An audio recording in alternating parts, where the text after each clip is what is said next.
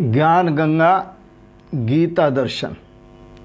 पूर्व प्रसंग में आप श्रवण कर रहे थे, भगवान श्री कृष्ण कहते हैं, हे अर्जुन, योग युक्त है जो ब्रह्मात्मैक्य भाव से युक्त है, विशुद्ध आत्मा जिसका अंतःकरण परम पवित्र हो चुका है, विजित आत्मा जिसने अपने अंतःकरण को जीत लिया है, जितेंद्रिय जिसने अपनी इंद्रियों को जीत लिया है, जो अंतर्मुख हो चुका है, सर्वभूत आत्मा समस्त प्राणियों की आत्मा को, भूतों की आत्मा को जिसने अपनी आत्मा जान लिया है और अपनी आत्मा को जिसने परमात्मा जान लिया है, परमात्मा स्वरूप जान लिया है, वह ऐसा जो तत्ववित है, कुर्वन्नपि न लिप्यते, करते हुए भी लिपायमान नहीं होता। अगले श्लोक में भगवान श्री कृष्ण स्पष्ट करते हैं, 8 और 9, 5वें अध्याय के 8 और 9 श्लोक में, नैव किंचित करोमि इति युक्तो मन्येत तत्ववित् पश्यन् शृण्वन् स्पृशन् जिघ्रन् अश्नन् गच्छन् सुपन् सुषन् प्रलपन् विसृजन् गृह्णन् उन्मिषन् निमिषन्नपि इंद्रियाणि इंद्रियार्थेषु वर्तन्ते धारयन्। शंका करने वाले शंका करते हैं। आप कहते हैं कि कुर्वन्नपि न लिप्यते, वो करते हुए भी लिपायमान नहीं होता। हाँ। और नैव किंचित करोमि, तो वो ऐसा मानता है मैं कुछ नहीं करता हूँ। शंकावादी कहते हैं, आप कहते हैं कि वो ऐसा मानता है कि मैं कुछ नहीं करता हूँ, लेकिन मैं उसको सब कुछ करता हुआ देखता हूँ। क्या करते हुए देखते हैं कि हम उसे देखते हुए भी देखते हैं, सुनते हुए भी, स्पर्श करते हुए, सूंघते हुए, चलते हुए, श्वास लेते हुए और बोलते हुए, आँखों को खोलते हुए, आँखों को बंद करते हुए, खाते हुए, पीते हुए, सब कुछ देखते हैं। आप कैसे कहते हैं वो कुछ नहीं करता है? तो भगवान श्री कृष्ण कहते हैं वह साक्षी है। तत्वविद जो है वो साक्षी हो चुका है। नैव किंचित करोमीयत, सब कुछ करते हुए भी यह उसको अनुभव हो रहा है कि मैं कुछ नहीं करता हूँ, क्योंकि उसने शरीर को जीत लिया है और ये समझ लिया है कि शरीर में कोई भी अंग, कोई भी भाग में नहीं। युक्त शब्द का प्रयोग किया क्योंकि वो ब्रह्मात्मैक्य भाव से युक्त है, ऐसा तत्ववित मानता है। तो और क्या मानता है कि वो साक्षी है। वो इसलिए अपने को कर्ता नहीं मानता कि वह कर्म का साक्षी है, इंद्रियों का साक्षी है, अंतःकरण का, मन का, बुद्धि का, चित्त का, अहंकार का वह साक्षी है, वह गुणों का साक्षी है। इसलिए वो जानता है कि इंद्रियाणि इंद्रिया अर्थेषु वर्तन्ते, ये इंद्रियाएं अपने अपने अर्थेषु विषयेषु, अपने अपने विषयों में वर्तती हैं और मैं साक्षी हूँ, मैं देख रहा हूँ, मैं कुछ भी नहीं करता। इंद्रियाएं अपने अपने विषयों में वर्त रही हैं, मेरा इसमें कोई काम नहीं है। इत धारयन, और गुणा गुणेषु वर्तन्ते, गुण गुणों में वर्त रहे हैं। इत धारयन, उसकी धारणा, अवधारणा ऐसी बन चुकी है, उसका अनुभव ऐसा हो चुका है, उसकी अनुभूति ये पक चुकी है। इसलिए कुर्वन्नपि न लिप्यते, वो करते हुए भी लिपायमान नहीं होता। बड़ा सुंदर है। लेप वर्जितः, वह संसर्ग, कर्मों के, इंद्रियों के, कर्मों के संसर्ग से रहित है। क्यों? क्योंकि वह साक्षी है। वो जानता है इंद्रिय ही इंद्रिया अर्थेषु गुणैरपि गुणेषु च, इंद्रियां इंद्रियों के विषयों में वर्त रही हैं, गुण अपने अपने गुणों में वर्त रहे हैं। गुण जो हैं, इंद्रियों के अर्थ जो हैं, कहीं कहीं महापुरुषों ने लिखा है तत्व जो हैं 108 हैं।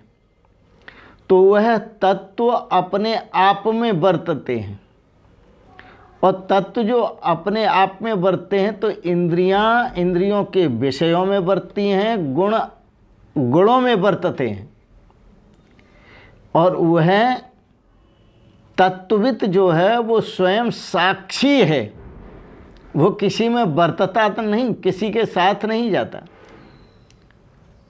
वो चौराहे का सिपाही है, कोई भी गाड़ी उसकी नहीं है। गाड़ियां पास हो रही हैं, चौराहे पे खड़ा है, वो किसी गाड़ी के साथ नहीं जाता, और न वो गाड़ी है न वो चलता है, जहाँ खड़ा है वहाँ खड़ा है। इसी तरह जो तत्ववित है वह अपनी जगह पर अपने स्वरूप में ब्रह्मात्मक के भाव में स्थित है। आँख आई देखा चली गई, कान आया सुना चला गया, और जो भी है नासिका आई गंध ली चली गई, ये सब ट्रैफिक है। और इस समस्त ट्रैफिक को वह आत्मस्वरूप जो साक्षी है वो देख रहा है, दृष्टा है, करता नहीं है, दृष्टा है। तो इस प्रकार से वह चूंकि साक्षी है तो साक्षी कभी लिपायमान नहीं होता। जैसे सूर्य जो है समस्त विश्व ब्रह्मांड का साक्षी है, उसके प्रकाश में पाप भी लोग करते हैं और पुण्य भी करते हैं, परंतु सूर्य को न पाप लगता है न पुण्य लगता है। सूर्य जो है वो पाप और पुण्य से रहित है। इसी तरह आत्म तत्व की सत्ता में, ब्रह्म तत्व की सत्ता में ये इंद्रियां कर्म करती हैं। गुण अपने कर्म गुणों में वर्तते हैं, इंद्रियां अपने विषयों में वर्तती हैं, लेकिन सूर्यवत जो आत्मा है वह आत्मा कभी किसी में लिपायमान नहीं होता, क्योंकि आत्मा साक्षी विभुपूर्ण एको मुक्तश्चिदक्रियः। आत्मा साक्षी है, आत्मा विभु है, व्यापक है, पूर्ण है, एक है और सदा मुक्त है और अक्रिय है। वह उसमें कोई क्रिया कभी होती नहीं, न वह कभी कोई क्रिया करता है। तो इसलिए भूख लगती है, भूख लगना और पता लगता है, तो भूख लगती है प्राणों को। प्राणस्य धर्मा असनु पिपासा, ये प्राण के धर्म है भूख और प्यास। लेकिन पता किसको चलता है? ये मन को पता चलता है। सुख दुख उपलब्ध साधन इंद्रियम मनः, ये सुख और दुख की महसूसी करने वाला, भूख और प्यास की महसूसी करने वाला ये मन है। न मैं मन हूँ और न मैं प्राण हूँ, इसलिए भूख प्यास मेरे धर्म नहीं है, मेरे गुण नहीं है। मैं तो साक्षी हूँ, आत्मा साक्षी विभुपूर्ण, मैं व्यापक हूँ। तो इस प्रकार से वह मालिक है जो अपना मालिक बन जाता है। वह वास्तव में विजयी है जो अपनी इंद्रिय आदिकों पर विजय प्राप्त कर लेता है। जो संसार के राज्यों पर विजय प्राप्त करता है, देशों पर विजय प्राप्त करता है, वो विजयी नहीं है, वो देशों का गुलाम हो जाता है। पहले उसके सिर पर एक देश का भार था संभालने का, और फिर सभी देशों को जीत लिया तो सभी देशों का भार आ गया संभालने का। तो वो पहले एक देश का गुलाम था, अब सभी देशों का गुलाम है। लेकिन जिसने अपने आप को जीत लिया वो किसी का गुलाम नहीं है, वो अपना मालिक है। सोचिए, एक इंद्रिय को किसी ने जीता तो एक का ही मालिक होगा, और दो को जीता तो दो का मालिक होगा। लेकिन जिसने जितेंद्रिय है, जिसने सभी इंद्रियों को जीत लिया है, जिसने अपने अंतःकरण को जीत लिया है, ऐसा जो योग युक्त है वह कभी बंधन में नहीं आता। वो करता तऊ अकर्ता, करते हुए भी अकर्ता है। तो यह भगवान श्री कृष्ण अर्जुन को बता रहे हैं तत्वविद की बात। जो तत्वविद है और भगवान का जो आचरण है और तत्वविद का आचरण है वो एक ही है। यह तो तत्वविद का आचरण भगवान श्री कृष्ण बता रहे हैं और रामचरितमानस में भगवान श्री राम का आचरण बताया। क्या आचरण बताया सुनिए बड़े प्रेम से। बिन पग चले सुने बिनु काना, कर बिनु कर्म करे विधि नाना, आनन रहे तो सकल रस भोगी, बिन वाणी बक्ता बड़े योगी, तन बिनु परस नैन बिनु देखा, गृह घ्राण बिनु बास असेखा, अस सब भांति अलौकिक करनी, महिमा जा सुजाए नए बरनी। उसकी महिमा का कोई पार नहीं है। न तो तत्वविद की महिमा को कोई जान सकता है और न परमात्मा की राम जी की महिमा को कोई जान सकता है, न कृष्ण जी की महिमा को जान सकता है।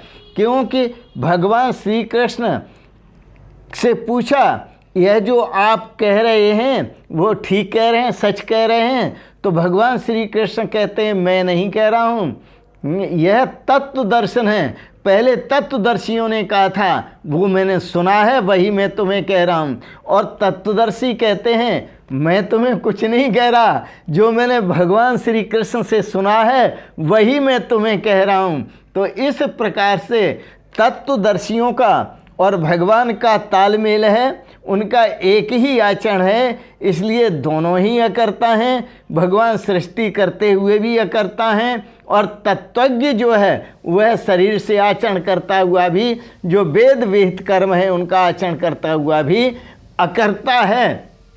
जो तत्वविद है उस और जो अज्ञानी है उनमें थोड़ा सा अंतर है।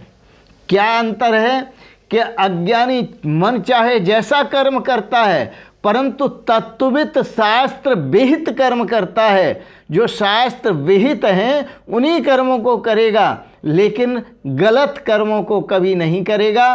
और यदि गलत कर्म कोई करता है तो वो ज्ञानी नहीं है, अज्ञानी है, और सही जो करता है वो ज्ञानी है। तो इस प्रकार से जो सही मार्ग पर चलने वाला जो तत्वविद है, सत्कर्म करने वाला, वो करता तऊ अकर्ता इति धारयन्। तो वो क्या महसूस करता है? नैव किंचित करोमि इति युक्तो मन्येत तत्वविद। जो तत्वविद है वो ऐसा मानता है, करते हुए भी ऐसा मानता है कि मैं कुछ नहीं करता हूँ।